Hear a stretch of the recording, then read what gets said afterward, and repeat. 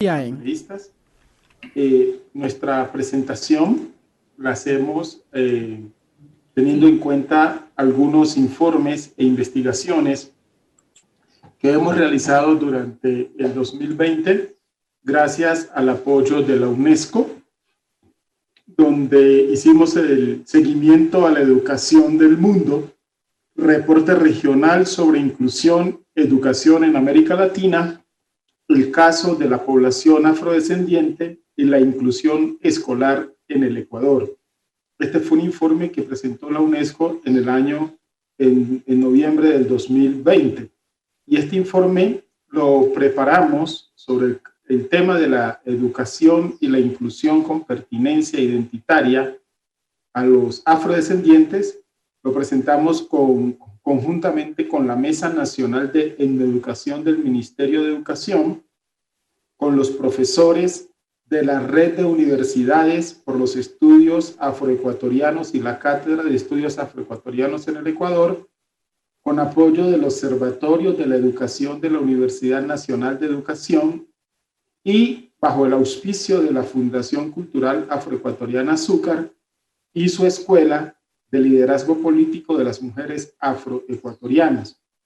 Este informe, señor presidente y señores asambleístas, es un reporte sobre los afrodescendientes en el Ecuador y tuvo el propósito de elaborar un diagnóstico y analizar los desafíos estructurales que afectan el acceso a una educación inclusiva, equitativa y de calidad e identidad para los niños, niñas, jóvenes afroecuatorianos. En términos muy concretos, el informe que publicó la UNESCO en diciembre del año pasado constata la mala educación del nivel primario y secundario que reciben los afrodescendientes en el país, lo que contribuye a las bajas oportunidades para acceder a la educación superior y en consecuencia afecta negativamente la participación en el mercado del trabajo formal. Además, llama la atención sobre la calidad y el modelo de educación con pertinencia identitaria que deberían ser atendidos para enfrentar una educación inclusiva para los afroecuatorianos. En tercer lugar, el informe destaca que en territorios ancestrales afroecuatorianos como de Esmeraldas y el Valle del Chota, la educación se imparte con baja infraestructura, escasa tecnología, condiciones precarias de equipamiento y muchas veces con ausentismo de docentes y deserción escolar.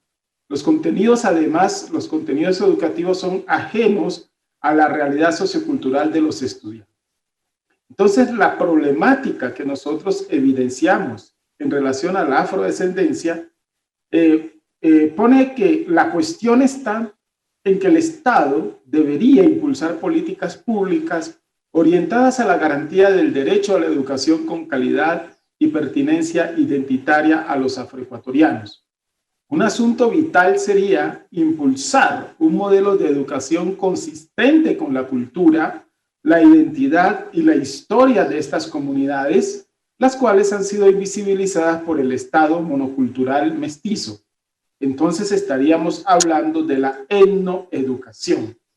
Entonces, esta es nuestra propuesta fundamental y queremos agradecer que nos den esta comparecencia en este importante segundo debate de la Ley de Educación Intercultural y manifestar que las organizaciones afroecuatorianas denuncian la poca implementación de políticas etnoeducativas pese a los esfuerzos del Ministerio de Educación.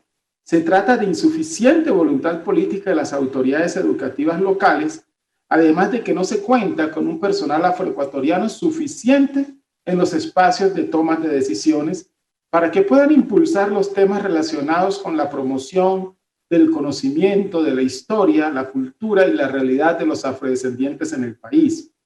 Por eso nosotros consideramos que incorporar la etnoeducación en el sistema de educación nacional tiene por objetivo incluir en el currículo nacional contenidos sobre la historia, la cultura y la problemática de la afrodescendencia a todo el universo de la población estudiantil, formando nuevos pensamientos más incluyentes y respetuosos. Señor presidente, señores asambleístas, A nombre del pueblo afroecuatoriano y de las organizaciones que trabajamos en temas de etnoeducación y de la cultura afrodescendiente, consideramos que los contenidos que están incluidos en el segundo informe, en el informe para segundo debate de la reforma a la Ley de Educación Intercultural, son pertinentes y adecuados y se ajustan a nuestras aspiraciones. Por eso demandamos de ustedes su aprobación, pero con una pequeña corrección. Consideramos que la etnoeducación no debe ser parte del sistema de educación intercultural bilingüe, porque eso es otra cosa, eso es otra naturaleza. Entendemos la necesidad de incluirlos como perspectivas interculturales y plurinacionales, pero la etnoeducación es una propuesta para la descolonización del país, para la formación de la identidad cultural y la educación con pertinencia de todos los ecuatorianos para que conozcan la realidad de los afroecuatorianos. Señor presidente, señores asambleístas, quiero agradecer que nos hayan dado esta oportunidad y pedirles a ustedes que aprueben este informe que contiene los elementos que nosotros venimos demandando desde hace más de 20 años para que la historia, la cultura y la identidad de los afroecuatorianos que somos parte del Estado plurinacional sean conocidos en el currículo nacional. Muchísimas gracias, señor presidente. Teníamos allí la intervención de John Antón, profesor del Instituto de Altos Estudios Nacionales IAEN. Él se ha referido a la etnoeducación, que es una demanda que existe desde hace varios años desde la población afroecuatoriana y que debe ser entendida además como una propuesta o una herramienta de descolonización. Sigamos escuchando esta sesión.